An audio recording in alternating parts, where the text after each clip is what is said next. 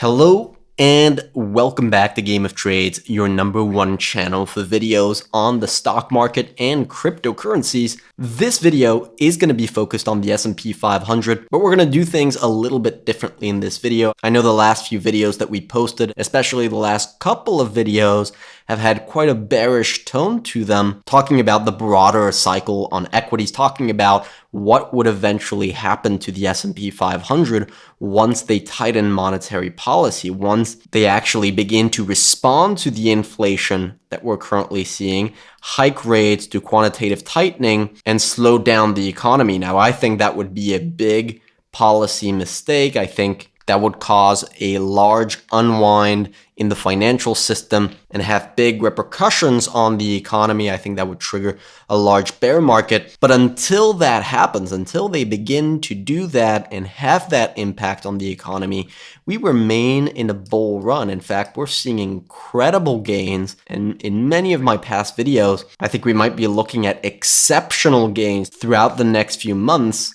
leading up to that big top. So we're going to talk about that. We're going to talk about how we can profit from it. If you're interested in following these crazy markets with us, make sure to click on that subscribe button. And now without further ado, let's get right into it.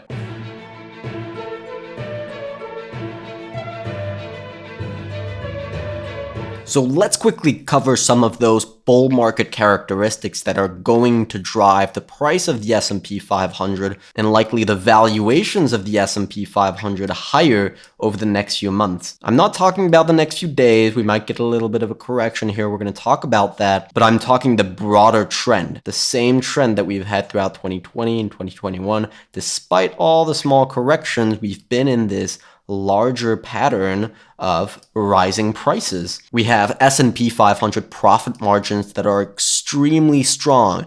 So economists who say that inflation has a negative impact on the stock market, when you look at profit margins, they're at all-time highs, meaning that companies, businesses, have a lot of pricing power. And so when you see profit margins rise in an inflationary environment, it's telling you that consumers are being a lot more affected by inflation than businesses, right? And that's why stocks are rising right now, because they're a good hedge against inflation. And we can also take a look at S&P 500 earnings, right? This is the year-on-year growth in earnings, right? Think about what Wall Street watches to guide their estimates and stock picks and all that. It's all based on earnings. So as long as earnings growth is positive, right? As long as that's above the zero line, you can expect somewhat of a good performance on the S&P 500. It's when you start to see negative operating earnings during a recession, that's when it becomes a problem and you can see some big price drops on the S&P 500. That's just not something we're seeing right now. We can also take a look at the yield curve, right? This is the best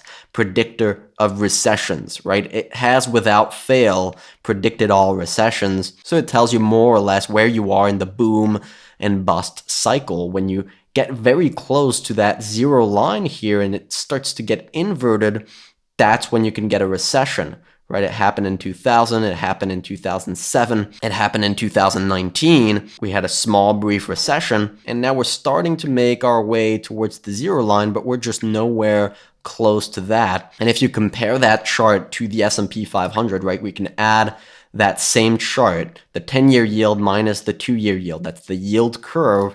We can add that on the S&P 500 when you have a similar development to what we're seeing right now. So when you have a similar development to what we have right now, meaning a flattening yield curve, when you see this going down, that's the 2-year yield going up faster than the 10-year yield. But you don't even need to understand that. What you need to understand is that when you have that type of development like in 2017, like in 2005, and like in 1996 all the way to 2000, these are periods where stocks do well. So there's no reason to ring the alarm right now. We're not heading straight into a bear market in the next few months. And you also need to remember that the Fed hasn't even begun to tighten yet, right? Recessions happen when you've already seen the Fed tighten, right? In 1989, it was after Fed tightening.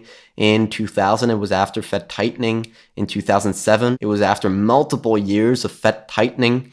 Same thing in 2019, and now it hasn't even happened yet. So although some of our videos can sound a little bit apocalyptic, because I do believe that once the momentum shifts, it's going to shift in a big way. But right now, that's just not the case. We're in a boom cycle and stocks tend to perform well. So let's talk about how we can profit from it in a smart way. Because right now we've just seen the stock market break out here. And so, what I'm seeing a lot on social media, on YouTube, on Twitter, is people getting complacent. People saying, all right, this is the melt up. We're getting into that final phase of the stock market. And, it's only upside from here in a big parabolic move. We've had the breakout and now it's good. That is just called FOMO. I don't think that's a profitable way to go about seeing the stock market. In fact, if we look a little bit closer into what's going on, we add a momentum indicator, so the RSI, and we look at how momentum is behaving on this breakout here. It's a very, very weak move from a momentum standpoint. There's just so much divergence. There's a lot of divergence here, and that typically leads to at least a small pullback, a small correction. You had divergence here as well. Now you can see these all led to somewhat of small corrections, right? It might not seem like much of a big deal when you look at it this way. This was also divergence, a correction. You can see prices going up, RSI is going down, and you had that little correction. And this is just an extension of those divergences. You can see from a profit standpoint, it's not a great idea to be buying the SP 500 when you have these divergences, right? That can trigger small little drops, right? You're missing out on a potential 4 or 5% gain here. That's almost the average annual return of the SP 500 over the last 100 years. I mean, this is consequent. Having good entries when you buy the dip is important. You don't want to be buying when you have divergence, when you have FOMO, greed. You want to be buying when there's bullish divergences. And we have had a couple of them throughout the past couple of months, right? Back in September, October here, you had a lower low on the price, a higher low on the RSI here. That was bullish, and that set up the stage for a nice rally. You had the same thing right here. Let's zoom in. You had a lower low on the price, a higher low on the RSI. That set up the stage for a nice rally. Now you also need to pay attention to the narrative that we have on the street right now, and also the potential narratives that can cause panic. What's the number one event that's happening right now and that's raising a lot of questions, a lot of concerns? It's tightening, right? So now everything's good, stocks are going up, nobody cares about tightening, but once the momentum switches, don't you think that that narrative is going to start appearing like it did with Evergrande or all those concerns that never ended up really playing out but still caused little panic corrections? My guess, and that's all it is, take it for what it is that tightening might cause a little bit of a panic move here. And I'm not just saying that randomly. There's actually some evidence that says that at the beginning of tightening, when the Fed begins to switch from a dovish tone where they're easing to a more hawkish tone, that can cause a little bit of a panic correction, a little bit of a period of volatility. It happened back here in 2004. It happened, for example, back here in 2015. You had obviously a little bit period of volatility here. In 1993, it caused a brief period of volatility. Even in 1987, the beginning of tightening caused the Black Monday 1987 crash. It didn't do anything to the bull run. Stocks continued rallying after that, despite the Fed continuing to tighten, right? So I think that's something that we could potentially expect. And if we start to see stocks come down here, you're going to start to hear, oh, the Fed is crashing the markets. The S&P 500 cannot go up without all the easy policy. The bull run is over. And that's obviously going to be the best possible moment to be buying the S&P 500, to take advantage of all those beautiful things that we talked about at the beginning of this video. Of course, we're going to be going through that with you guys every step of the way, trying to stay on the right side of the trade at all times, trying to stay on the right side of the trade at all times, cutting out the emotion and taking advantage of the volatility. If you're interested in doing that with us, make sure to click on that subscribe button to follow these videos with us multiple times a week. And now while I'm on this chart, I want to quickly talk about this trend line here. It's very important to remember this trend line. This is the bull market trend line in my opinion. It's the bull market price channel. There's no other price channel that has been respected on the long term since 2009 as beautifully as this one. I believe we first talked about this price channel around here back in 2020, in late 2020, and we said if we break this channel, then the roof that we had on the S&P 500 gains, the roof that acted as resistance, is all of a sudden gone. And that sets up the stage for a big rally, a big parabolic move. And that's exactly what's happened here. And that means just from a technical standpoint, that makes us bullish in the intermediate term. Now, of course, these types of blow-off tops do eventually end, but there's no reason to suspect that's the case right now. You can see where it puts support at right now.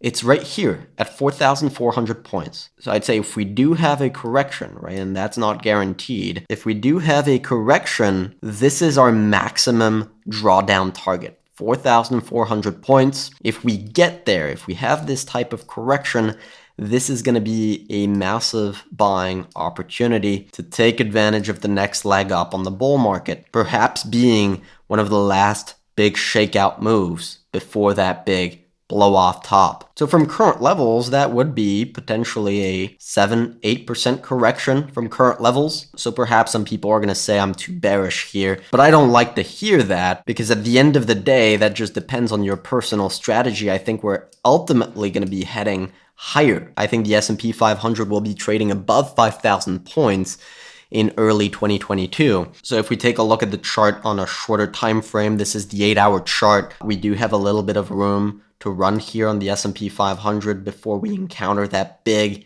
price channel resistance, maybe at 4,860 points, 80 points. But ask yourself this question: are you in it for a 1.5% gain just for it to correct back down to the bottom of the channel? Or do you want to position in when everyone's bearish, when everyone's panicking, when the popular narrative is that stocks are going to go down, like our previous entries in October and very early in December? And by the way, before I do end this video, I want to say that 4,400 points is a max drawdown target. Is 4,500 points here a buying opportunity? Absolutely. This is absolutely a buying opportunity. This is at support. Will be over 5% off the all-time high. There's horizontal support everywhere at around that level. So of course, we'll have to see how things play out. I'll be here guiding you every step of the way. Don't forget to scroll down to the description below and check out our website at gameoftrades.net, where we post all of our research, all of our convictions, our entries, our exits, our investing strategy, our trading strategy, everything that we know and that we think could come of help to you guys. We put it out on our website. We're really trying to create the best financial service for the individual investor. We're going to be incorporating so many features throughout the next few months, trying to build the community. If you want to join us on this journey, make sure to test out the free trial. You get 7 days for free. Just check out the service. I'm positive that you guys will like it. Now, in the meantime, I wish you good luck on your trading and see you next time.